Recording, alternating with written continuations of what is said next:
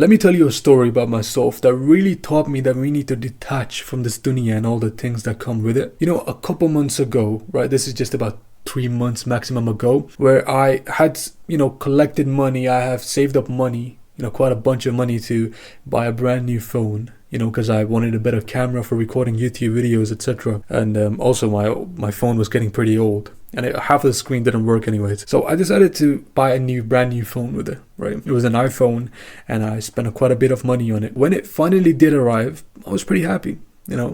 Alhamdulillah, thanks to Allah, everything was going great, right? I was recording videos on it. It was just, everything was amazing. The camera quality, perfect, pristine, right? A few days later, I'm on my way back home from, a hangout with my friends, and I noticed this straight line going across the iPhone, right? So there's this disgusting looking line that just makes your phone look ugly, as if there's something wrong with it. And so, long story short, I send the phone back in for repair, right? And I emphasize the whole situation, like, guys, you need to fix this. This is frustrating. Like, it's putting my work at halt. I'm spending time, effort, and money trying to set things up, and then I have to send it back for repair. And then they send back a replacement phone. All right, fine, give you a brand new replacement phone to recompense you for the troubles that you've been through, right? So they give me a brand new phone. First day, same issue. This disgusting line across the screen. It's like, how can it be possible 2 times in a row with brand new phones? It's just like, it just wasn't meant to be. Return the phone, refunded. I did spend a lot of time, money, and effort on this. You have to realize it took me hundreds of pounds. On top of that, I had to spend, like a lot of time. I literally had to spend a span of months in the process of getting this phone back from them. Returning this, getting back from them, getting the refund, etc. They still haven't sent the refund through, by the way. So yeah, you can tell it was a bit stressful.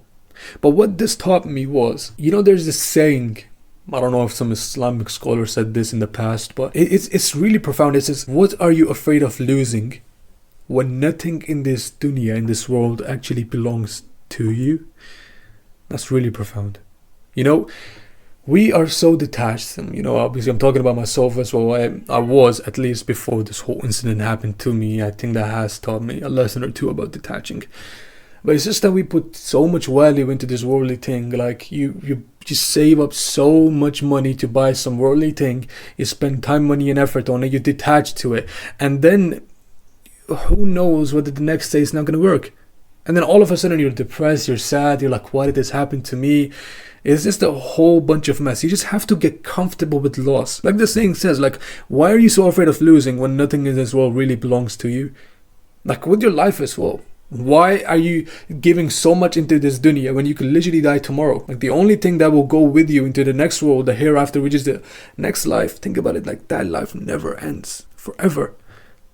Whether you want to live that life in happiness, peace, and bliss, or you want to live it in misery, depends on you.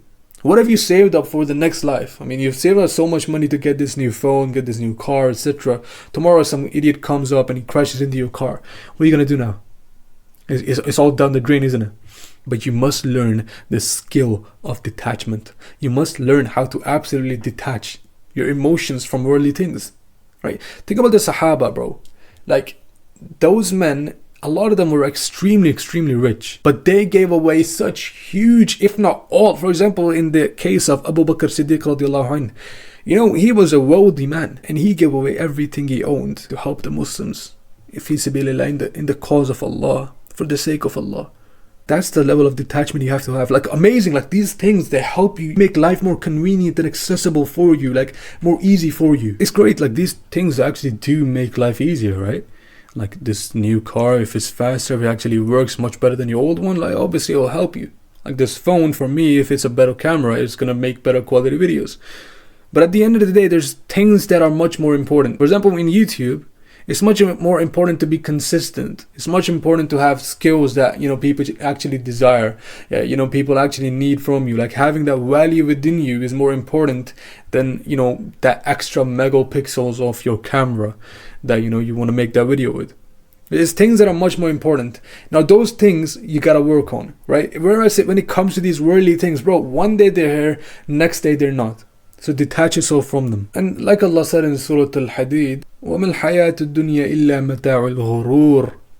And this worldly life is nothing but the delusion of enjoyment. It's not even true enjoyment, because true enjoyment isn't thereafter. This is just a delusion. It's all a delusion of enjoyment, right? One day you're here, the next day you're not. Ultimately, the message I want to leave you with here, my friend, is that, you need to detach from things that you don't own. The only thing that you truly own are your deeds.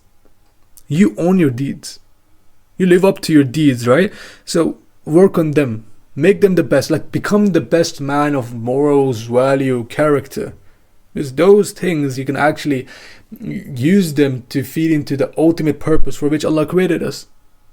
وَمَا خَلَقْتُ الْجِنَّ وَالْإِنسَ إِلَّا لِيَعْبُدُونَ. Allah did not create mankind and jinn except to worship Him.